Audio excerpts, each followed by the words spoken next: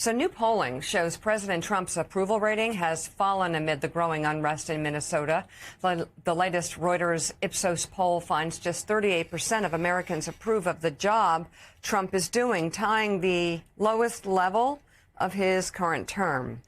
Approval of Trump's immigration policy has fallen to a new record low. 39% of Americans approve of the job Trump is doing on immigration, while 53% disapprove. And 58% said ICE agents have gone too far in their crackdown, while 26% said agents' efforts were about right. Let's bring in CEO and co-founder of Axios, Jim VandeHei. It's great to have you back, Jim. I guess my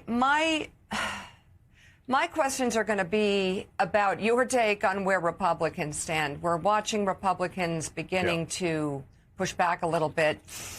But are they going to fall once again? And they've done it before. Are they going to fall for a change in tone and leave it at that, and leave the people who responded to this poll, the people in America who are calling for change, who are calling to feel safe and free once again in their country, are they going to leave them invalidated by this Congress? Or are they going to take this to a level that will restore the public trust? I feel like I say the same thing every time we talk about this topic. I don't think there's that many Republicans who are being critical of the president. You have Thom Tillis, you have Senator Murkowski. So, yes, you have a couple, but they tend to be the same people who speak out publicly all the time. It just shows just how scared Republicans are to say what they really think, especially at a moment where I've never seen the president and his staff this panicked.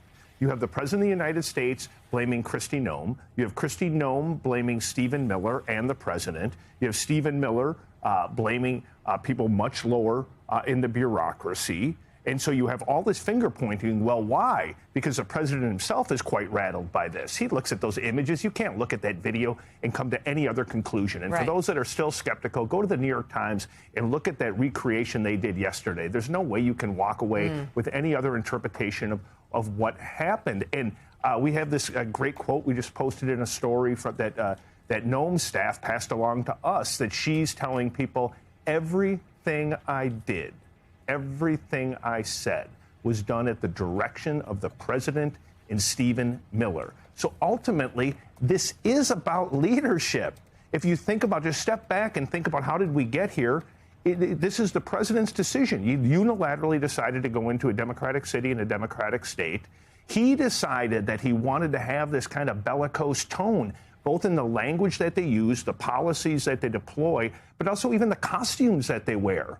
Remember, you had the Secretary of Homeland Security, like, dressed up in fatigues, like this tough guy, feeling and projection. You had memes that were being posted by people in the administration with pictures of bringing people to their feet and handcuffing them and doing the tough guy thing. So then when you have these people that are on the ground, boots on the ground in a tense situation, and that's the environment, this is inevitable. Everyone's known it's inevitable. Everyone's been saying it's inevitable. And will they change? I've not seen a single piece of evidence that they're going to change. And like you said, Mika, just because you rhetorically call somebody in, or you rhetorically say, hey, maybe we have to reevaluate, you can't say that and not condemn the fact that you had members of the administration, some of the most powerful people in the country, on the record calling a U.S. citizen who was shot down a domestic terrorist or an assassin without any evidence.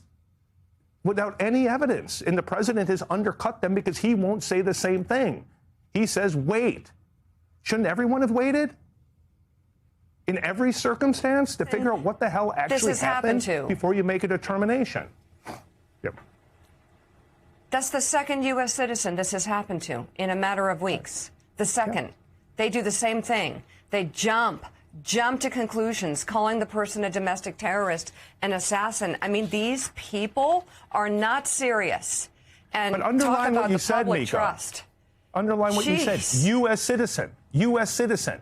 You're not talking about a violent thug. You're not talking about a violent criminal. And I think people are too detached because too many things are happening too quickly. These are U.S. citizens that are being killed in awful situations that didn't have to be. There are other ways to go after and enforce U.S. law. And in fact, if you go back, other than the last couple of months, we've kind of had decades of precedent in how you do this. You want law enforcement. You want enforcement of laws. We've always wanted that. We have a rule of law. But there's a way you can go about it that doesn't cause chaos and ultimately cause death of, underline it, U.S. citizens.